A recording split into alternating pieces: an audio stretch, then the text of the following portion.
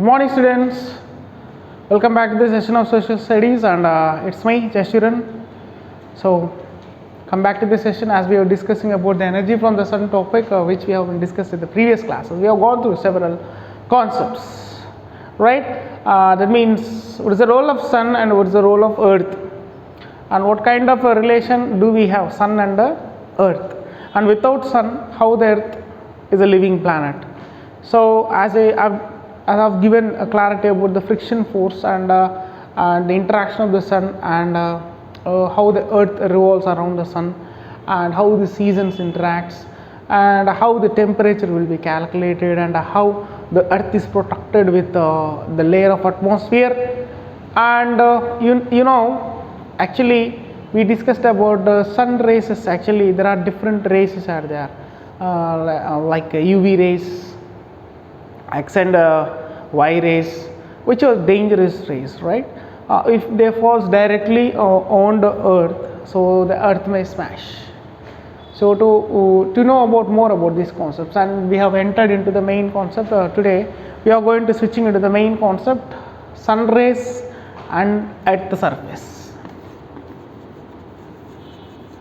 Sun rays and earth surface. So, with the interaction of the sun rays which falls on the earth, if you want to know more about detailedly, first of all we have to know about the surface of the earth. As we know, the surface of the earth is in a spherical, and you know, some areas, maximum continents and oceans are there, and you know there is a different variation of places which we see vegetated and non-vegetated regions. So as these rays passes directly on the sun, so exactly they cannot fall in one particular area. As the earth is tilted towards the sun, the shade of the light maximum receives on the equator region. If you see in this shade of region, it is called temperate region, where these poles receives very less sunlight. That means intensity of the heat and the radiation is very less. Let us, if you observe 90 degrees on polar regions, it receives maximum heat, of course, but which may become warmer as the season interactions are there, but it is very little warmer when compared to equator region, because the reason is the rays which are falling directly on the earth, which falls on the earth's surface, a maximum portion covered in the equator region. That's why we have called it as tropical regions and temperate regions and freeze zones. Okay, we have mentioned with different names. So now this process of receiving sun rays, there are several layers protecting the sun, of course, and this process of over crossing the layers and receiving the sun's radiation, which is called as the solar energy, as we have discussed. Then how we can calculate this, the amount of heat receives from the sun in certain locations, how, and how it is interacted here. Okay, right, in this part, this process of receiving sun rays, major part on the equator, minor part on the polar region, as the earth is tilted towards the sun. So it is called the process of angle of incidence.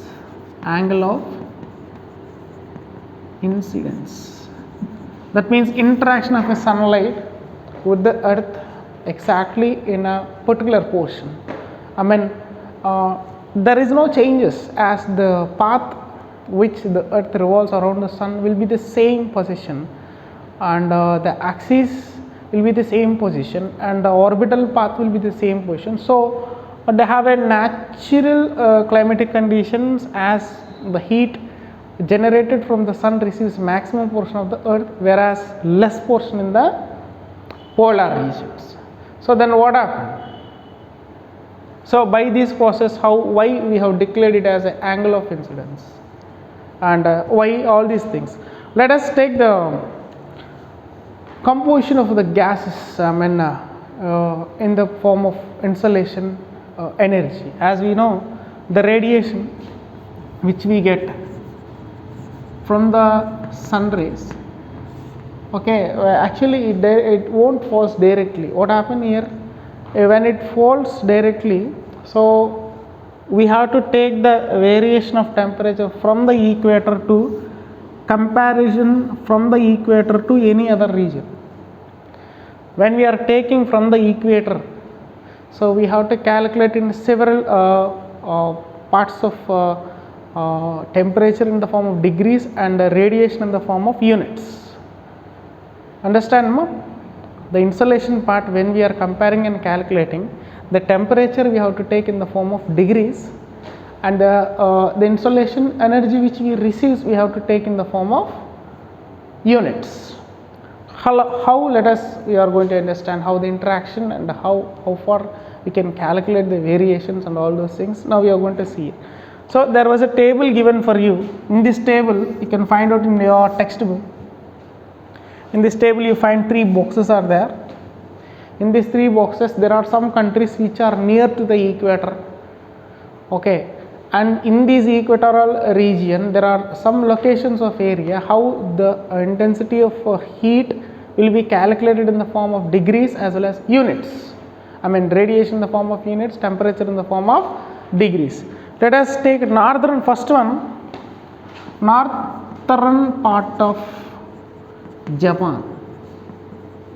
Northern part of Japan, if you take the temperature degrees when we compare to the equator, from the equator zone, from the equatorial region, when we compare the temperature is 45 degrees,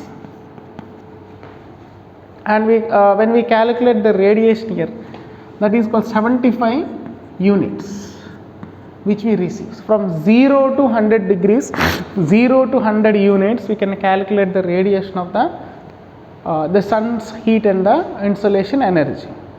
And the next part will go for the polar circles. Polar circles, when we take the radiation, the temperature here, as we see 66 1/2 for degrees part of the solar energy which we receives in the polar regions, the two polar circle, and the units when we compare 0 to 100 degrees, it comes under 50 units of a calculation which we receive in the form of solar energy. Next, 90 degrees, north and south poles equally, from 90 degrees if we take, and the area and location which are away from the equator, the degrees of comparison we are taking here, and this is the insolation of the calculation which we receive from the sun. Okay, ma? In 0 degrees north as well as pole, north pole as well as south pole, if you estimate, and it is equally 40 units, receives 40 units. Now you compare from the equator, equatorial regions, if you go far away, and this it is calculated, the insolation energy will be reduced, that means heat of temperature is reduced, and the location from the equator, if you compare, it is far away. When the units are increasing, the region is near to the equator, that means it is near to the temperate region. So this is a form of angle of incidence which we have discussed in this session here. Shall we go for the next part? This we have explained about the calculation of insolation as well as the regions which are far away from the equator and near to the equator. Next part.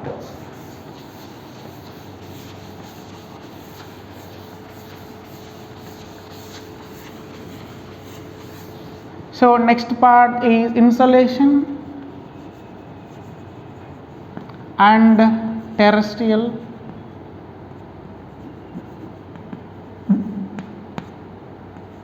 radiation. All right.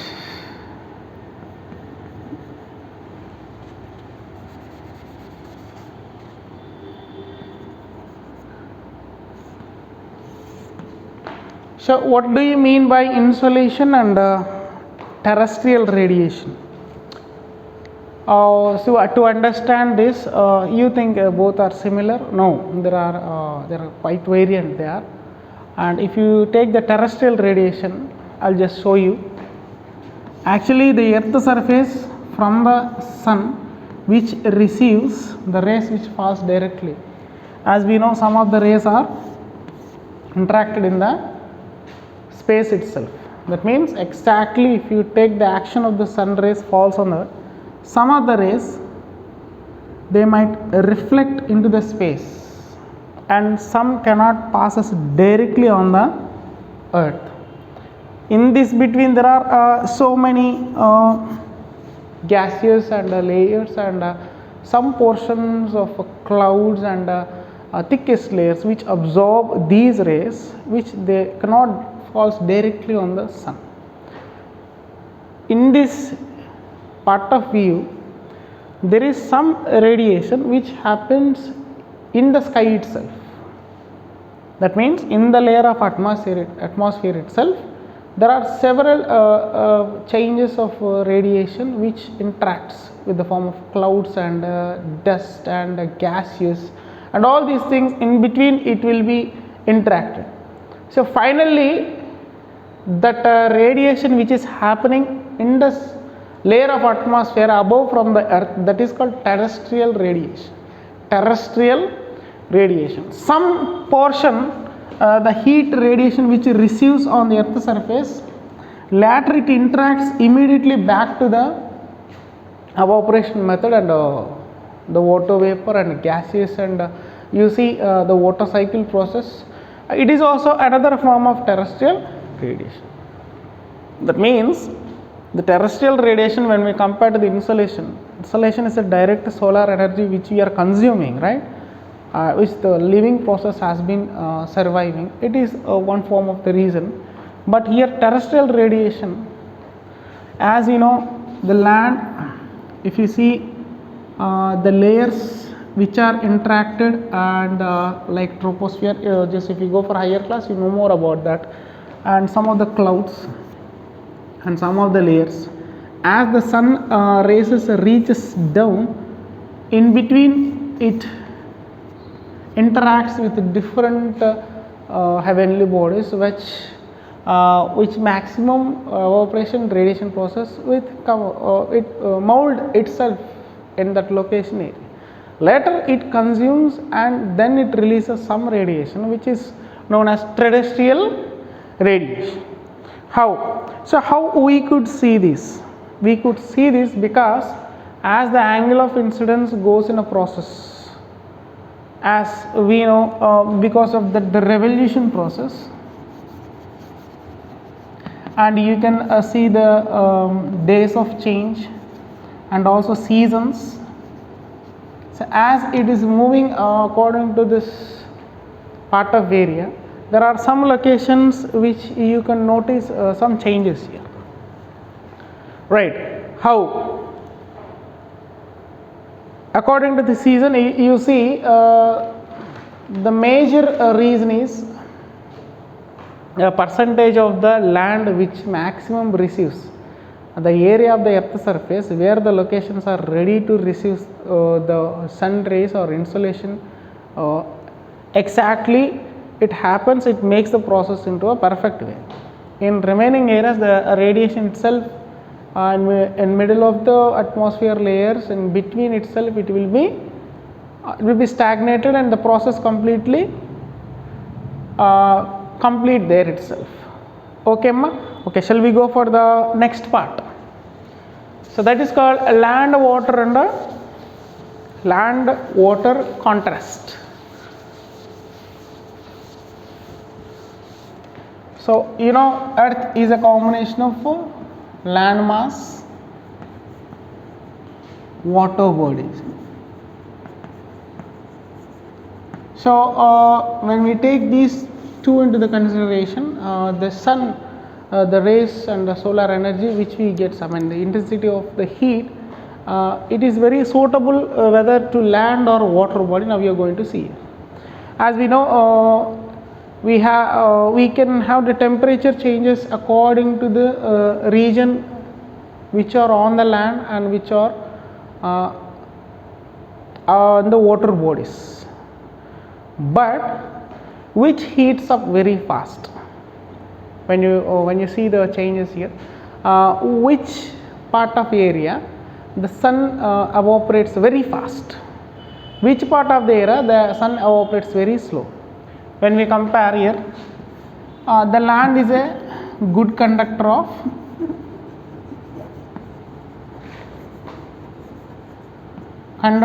heat. That means the earth receives the land portion of the sun receives very fast when compared to the water body. That means to heat up the land, it happens very fast when compared to the water. It takes a lot of time to heat up the water. So that is a major change here. And you see the water very late process, it gives us the evaporation process. It takes a lot of time, where we could see these process can be converted into the winds, and it turns into the monsoon winds. Sometimes it is said to be the rains and clouds, rainy clouds. So that is the reason for the land mass and the water bodies, right? Next, heating up. Next part is, as we discussed about natural rhythms and atmosphere. What is the role of sun and related to atmosphere layer? How? Yes, the major action which we get from the sun, the maximum interaction happens in the air itself. So atmosphere is a layer which consists of air. What kind of air is available here? So generally in the air you find several gases. For these, the rays which we get from the sun are very suitable to absorb some of the gases and suitable for some creation of the gases, and to store the gases in a safe mode, and to protect the gases, and to make some of the things which are away from the danger towards our earth, it might protect by this layer. So as we know, the sun heats up, first layer is before earth it receives the layer of atmosphere, where it is a very thin layer. In this, the major important layer is ozone, which protects maximum dangerous interaction rays from the sun. Okay, so that is when it heats up, what happens? Yes, when it is getting heats up, then we are receiving good insolation here. When it is getting heats up, maximum dust particles or maximum whatever the damages which happens in the space may not interact with the sun, it protects.